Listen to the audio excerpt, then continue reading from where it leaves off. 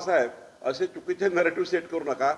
राजकारणामध्ये इतक्या खाली जाल हे वाटत नाही. याला पकड, त्याला पकड, त्याला पकड, त्याला पकड, मग 1 वर्ष तू घे, 1 वर्ष तू घे, 1 वर्ष तू घे. जी काँग्रेस 400 लढवत नाही तर 272 कशी निवडून येईल? बारामती सीट वाचवून दाखवा. त्यांचा आत्मा आदित्य ठाकरेचा अटकलेला आहे. शरद पवार साहेबांचा आत्मा सुप्रियाताईंकडे अटकलेला आहे.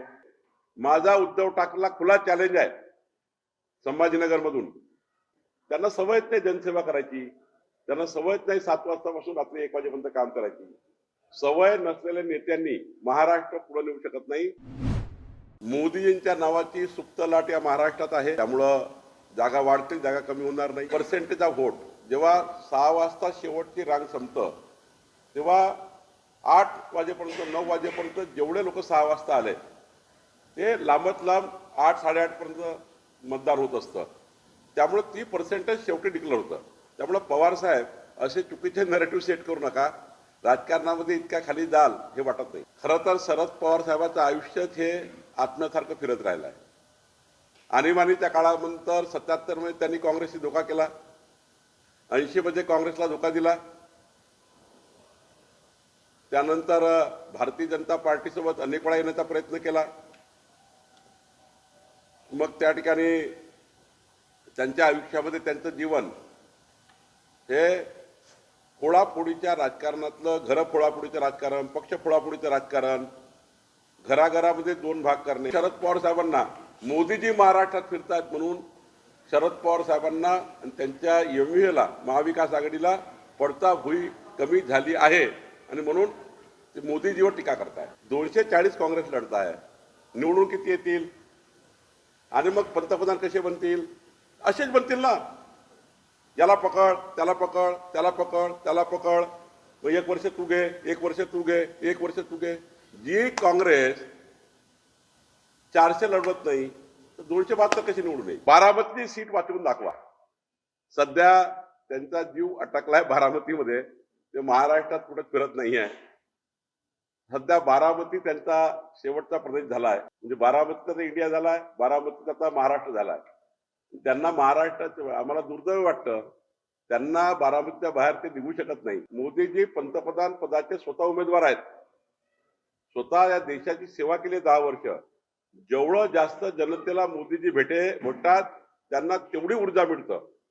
मोदीजी जनतेची ऊर्जा मिळवतात.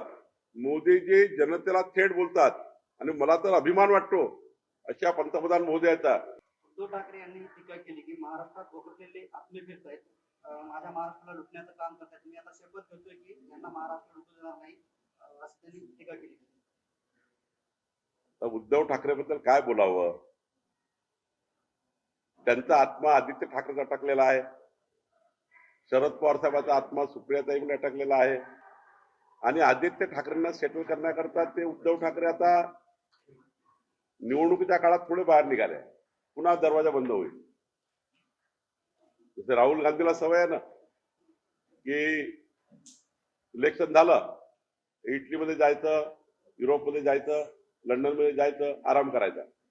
तसं आता यांचंच आहे. हे निवडणुकीत आता खूप आरवतील, खूप आरवतील, खूप आरवतील आणि मग दरवाजे बंद करतील. त्यांना सवयच नाही जनसेवा करायची, त्यांना सवयच नाही 7 वाजतापासून रात्री 1 वाजेपर्यंत काम करायची. सवय नसलेल्या नेत्यांनी महाराष्ट्र पुढे नेऊ शकत नाही. उद्धव ठाकरे हे सध्या त्यांचं मानसिक संतुलन बिघडलेलं आहे. उद्धव ठाकरे हे थोडे त्यांचे आता त्यांनाही माहिती आहे, त्यांनाही कळलं आहे की मोदीजींच्या चेहऱ्यावर मोदींचा फोटो वापरून त्यांनी 2019 मध्ये 18 खासदार निवडून आणले. माझा उद्धव ठाकरेला खुला चॅलेंज आहे संभाजीनगर मधून.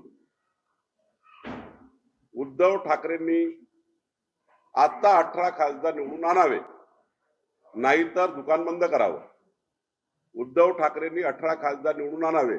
भाजपाच्या भरोश्यावर 18 खासदार आले होते. महाविकास आघाडीमध्ये ठाकरेंचे 5 खासदार असताना त्यांना 21 जागा मिळाल्या, मात्र 13 खासदार असताना शिंदेना केवळ 16 जागा मिळाल्या. 5 जागा कमी त्यांना मिळाल्या. 13 खासदारच शिंदे साहेबांसोबत महायुतीमध्ये आले होते आणि तरी ते 15 लढत आहेत. त्यामुळं त्यांच्याही भर झाली. अजितदादा 42 आमदार घेऊन आलेत. त्यांना आपलं 42 आमदार अजितदादा सोबत आहे. त्यांचा एकच त्या ठिकाणी खासदार त्यावेळी आले होते, सुनील तटकरेजी. जर स्वर्गीय बाळासाहेब ठाकरेजी हे असते तर काही असतं, कुठल्याही परिस्थितीमध्ये हिंदू हृदय सम्राट बाळासाहेब ठाकरे हे मोदी सोबत त्या ठिकाणी हजर असते आणि रामलल्लाचं दर्शन घेतलं असतं. उद्धव ठाकरेंनी सर्व नीतिमत्ता या धुळीस मिळवलेल्या आहेत, सर्व विचार धुळीस मिळवलेले आहेत. सत्तेच्या राजकारणाकरता त्यांचे बगलबच्चे ते सारे लोक हे या ठिकाणी खरं तर मताचं तुष्टीकरण करून या महाराष्ट्राला खऱ्या अर्थाने कलंक लावण्याचं काम करतायत.